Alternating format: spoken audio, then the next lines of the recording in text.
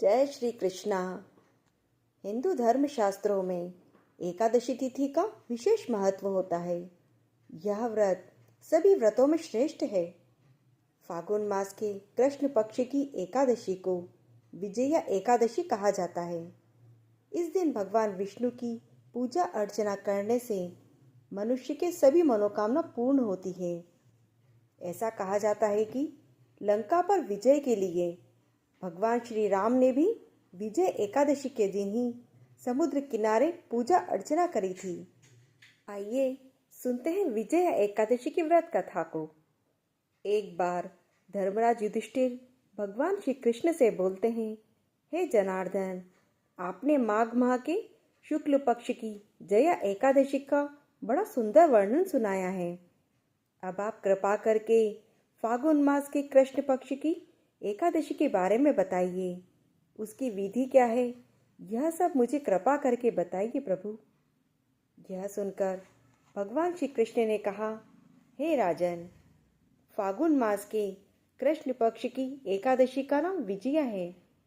इसके व्रत के प्रभाव से मनुष्य को विजय प्राप्त होती है। यह सभी व्रतों में उत्तम व्रत है। इस विजया एकादशी के महात्म्य के श्रवण व पठन से मनुष्य के समस्त पाप नाश को प्राप्त हो जाते हैं। भयंकर शत्रुओं से जब आप घिरे हो और पराजय आपके सामने खड़ी हो, उस विकट स्थिति में भी विजया एकादशी आपको विजय दिलाने की क्षमता रखती है। अब मैं आपको एक कथा के माध्यम से इसे समझाता हूँ। एक समय देव ऋषि नारद जी ने अपने जगत पिता ब्रह्मा जी से कहा, हे पितामह, आप मुझे फागुन मास के कृष्ण पक्ष की एकादशी का विधान कहिए। यह सुनकर ब्रह्मा जी कहने लगे, हे नारद, विजया एकादशी का व्रत पुराने तथा नए पापों का नाश करने वाला है। इस एकादशी की विधि मैंने आज तक किसी से भी नहीं कही। यह समस्त मनुष्यों को विजय प्रदान करती है। त्रेता युग में मर्यादा पुरुषोत्तम भगवान श्री रामचंद्र जी, जो विष्णु के अंश अवतार हैं, जब उनको 14 वर्ष का वनवास हो गया था, तब वे श्री लक्ष्मण जी और माता सीता जी सहित पंचवटी में निवास करने लगे। वहां पर दुष्ट रावण ने जब सीता माता का हरण कर लिया, तो इस समाचार से भगवान श्री रामचंद्र जी व्याकुल हो गए और सीता जी की खोज में चल दिए। घूमते घूमते जब वे मरणासन जटायु के पास पहुंचे, तो जटायु ने उन्हें माता सीता का वृत्तांत सुनाकर वह स्वर्गलोक को चला गया। कुछ आगे जाकर उनकी सुग्रीव से मित्रता हुई और बाली का उन्होंने वध किया।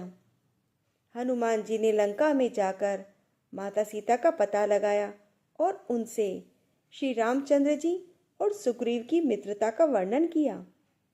वहां से लौटकर हनुमान जी ने भगवान रामचंद्र जी के पास आकर सारा समाचार सुनाया। भगवान श्री रामचंद्र जी ने वानर सेना सहित सुग्रीव की संपत्ति से लंका को प्रस्थान किया। जब श्री रामचंद्र जी समुद्र के किनारे पहुंचे, तब उन्होंने मगरमच्छ आदि से युक्त उस अगाध समुद्र को देखकर लक्ष्मण जी से कहा, इस समुद्र को हम किस प्रकार पार करेंगे। इस पर लक्ष्मण जी ने कहा, हे पुराण पुरुषोत्तम, आप आदि पुरुष हैं, सब कुछ जानते हैं। यहाँ से आधा योजन दूरी पर कुमारी द्वीप में वगदालव्य नाम के मुनि रहते हैं। उन्होंने अनेक ब्रह्मा देखे हैं। आप उन्हीं के पास जाकर इसका उपाय पूछिए। लक्ष्मण जी के इस प्रकार के वचन सुनकर श्री रामचंद्र जी वगदालव्य ऋषि के पास गए और उनको प्रणाम करके बैठ गए। मुनि ने भी उनको मनुष्य रूप धारण किए हुए पुराण पुरुषोत्तम समझकर उनसे पूछा, हे राम, आपका आना कैसे हुआ।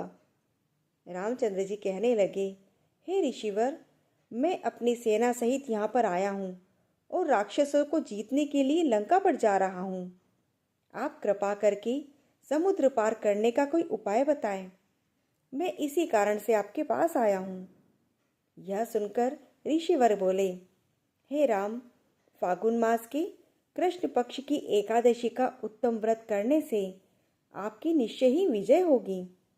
साथ ही आप समुद्र पार भी अवश्य करेंगे। इस व्रत की विधि यह है कि दशमी के दिन स्वर्ण, चांदी, तांबा या मिट्टी का एक घड़ा बनाएं। उस घड़े को जल में भरकर तथा 5 पल्लव रखकर वेदिका पर स्थापित करें।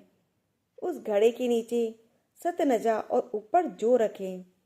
उस पर श्री नारायण भगवान की स्वर्ण की मूर्ति स्थापित करें। एकादशी के दिन स्नान आदि से निवृत्त होकर धूप, दीप, नैवेद्य, नारियल आदि से भगवान की पूजा करें। इसके पश्चात घड़े के सामने बैठकर दिन व्यतीत करें और रात्रि को उसी प्रकार बैठे रहकर जागरण करें। द्वादशी के दिन नित्य नियम से निवृत्त होकर उस घड़े को ब्राह्मण को दे दें। हे राम, यदि तुम इस व्रत को सेनापतियों सहित करोगे तो तुम्हारी विजय अवश्य होगी। भगवान श्री रामचंद्र जी ने ऋषिवर के कथन के अनुसार इस व्रत को किया और इसके प्रभाव से उन्होंने दैत्यों पर विजय पाई। भगवान श्री कृष्ण कहते हैं, हे राजन, जो मनुष्य इस व्रत को विधि सहित करेगा उसकी दोनों लोकों में विजय होगी। ब्रह्मा जी ने भी नारद मुनि से कहा, हे पुत्र, जो इस व्रत का महात्म्य सुनता है उसे वाजपेयी यज्ञ का फल प्राप्त होता है। इसी प्रकार की कथाओं का आनंद लेने के लिए आप इस चैनल को सब्सक्राइब जरूर करें और इस चैनल को लाइक व शेयर करें। जय श्री कृष्णा।